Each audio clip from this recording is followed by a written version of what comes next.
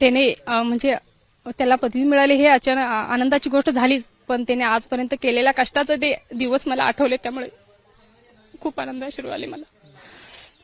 लहानपणापासून तुम्ही तिघे भावंड कशी राहत?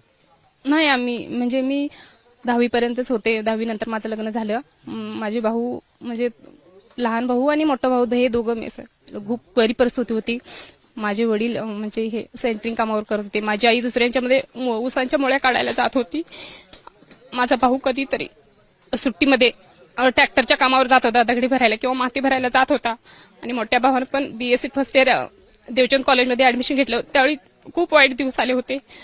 घरात पैशांचं येत होतं, पण ह्याला NMMS एक्झाम मध्ये ह्याला 8,000 रुपये ह्याच्या अकाउंटमध्ये जमा झाले होते. याला एक म्हणजे निबंध लेखनच्या स्पर्धेमध्ये याला एक सायकल मिळाली होती.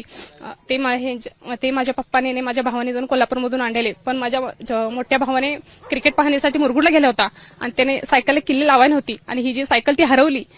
खूप वाईट वाटेल. दोघा भावांनी प्रत्येक गावात शोधाशोध केली, पण ती सायकल मिळाली नाही. बरं त्याला ती सायकल भेटलीच नाही. खूप वाईट वाटत. आता भावाने काय कशा तुम्ही सेवा करावी जनतेची? तो ज्या परिस्थितीमध्ये वाढला आहे तशा परिस्थितीत मुलांना त्याने वर आणावं, खूप शिक्षण द्यावं, त्यांना प्रोत्साहन करावं हीच आमची इच्छा आहे.